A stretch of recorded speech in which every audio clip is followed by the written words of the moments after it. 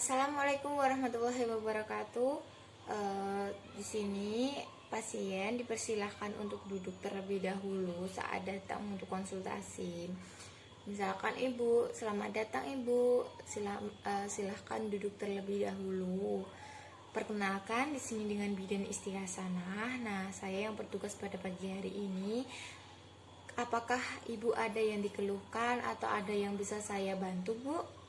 Oh iya, ibu ada mau konsultasi ya bu ya. Saya permisi untuk menutup tiranya untuk menjaga privasi ibu ya bu ya.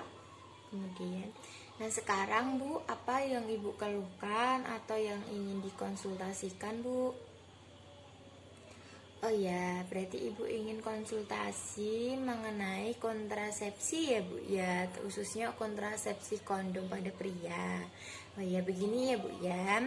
Jadi yang pertama saya akan memberikan konseling terlebih dahulu kepada ibu. Konseling ini dimaksudkan agar ibu lebih mengetahui apa sih itu kontrasepsi kondom, kemudian juga keperluannya untuk apa, seperti itu ya bu ya. Dan juga masih banyak lagi seperti manfaatnya, seperti itu, cara pakainya, seperti itu. Nah, kemudian yang pertama saya akan menjelaskan juga mengenai metode kondom. Nah, metode kondom itu apa? Kondom yaitu metode kontrasepsi dengan menggunakan kondom ya bu ya. Nah, kondom itu sendiri adalah suatu selubung atau sarung yang terbuat dari beberapa bahan seperti lateks, kemudian juga plastik, dan juga ada bahan alami dari pembuatan atau produksi secara alami. Nah, ini nanti dipasangkan atau diselubungkan di alat kelamin laki-laki atau penis saat hendak melakukan hubungan seksual.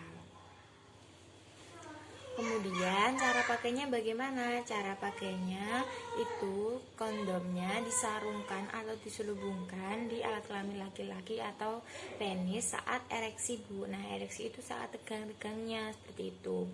Jadi nanti dipasangkan saat ereksi kemudian melakukan hubungan seksual.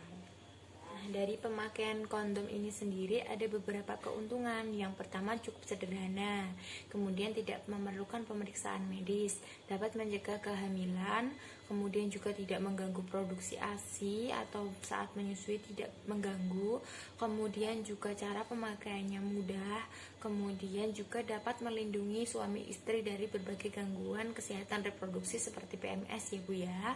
Kemudian juga ringan, fleksibel juga. Kemudian juga harganya cukup terjangkau seperti itu untuk penggunaan kondom. Nah, kemudian ibu, dari pemakaian kondom ini juga ada kerugiannya. Apa itu kerugiannya? Yang pertama, kurang efektif atau seringkali terjadi kegagalan. Ini disebabkan karena penggunaannya kurang konsisten. Kemudian juga yang kedua, harus menghentikan hubungan seksual di tengah jalan untuk pemasangan kondom ini sendiri. Nah, kemudian juga sebenarnya ini cukup bisa efektif untuk mencegah kehamilan. Hanya saja tinggi angka kegagalan itu karena pemasangan yang kurang benar, kemudian juga tidak konsisten. Jadi tidak setiap melakukan hubungan itu tidak melakukan pemasangan kondom seperti itu. Itu bisa menjadi pemicu atau penyebab terjadinya kegagalan kontrasepsi itu sendiri pada metode kondom. Nah, dari pemakaian kondom ini bu juga ada beberapa efek samping. Yang pertama yaitu berkurangnya sensitivitas pada gland penis suami ibu. Kemudian yang kedua juga misalkan suami itu alergi terhadap karet seperti itu juga bisa menyebabkan efek sampingnya.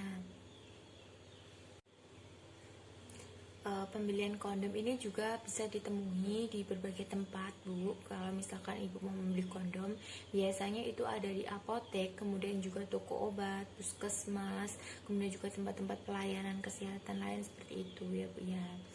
Nah, kemudian untuk pembuangan kondom sendiri itu juga tidak boleh sembarangan ya bu ya, harus ada aturannya. Nah, untuk pembuangannya jangan dibuang di toilet, jangan dibuang di selokan seperti itu. Kemudian ikutlah bakar dengan sampah, kemudian bisa juga ditanam, kemudian saat mau dibuang dibersihkan terlebih dahulu, kemudian dimasukkan dalam kantong plastik, diikat, nah baru dibuang seperti itu.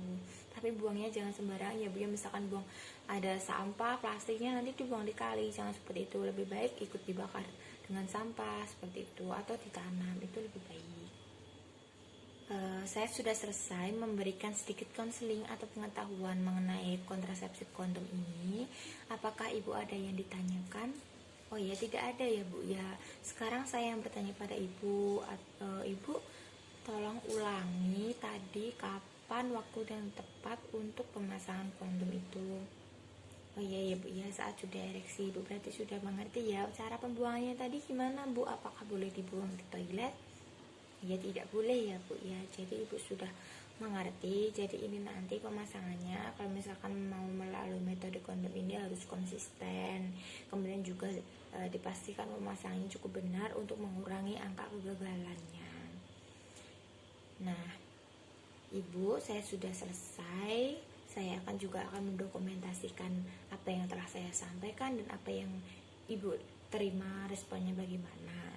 Terima kasih Ibu sudah mempercayai saya untuk berkonsultasi. Jika nanti ada yang ditanyakan lagi, Ibu bisa langsung datang ke sini lagi ya Bu ya.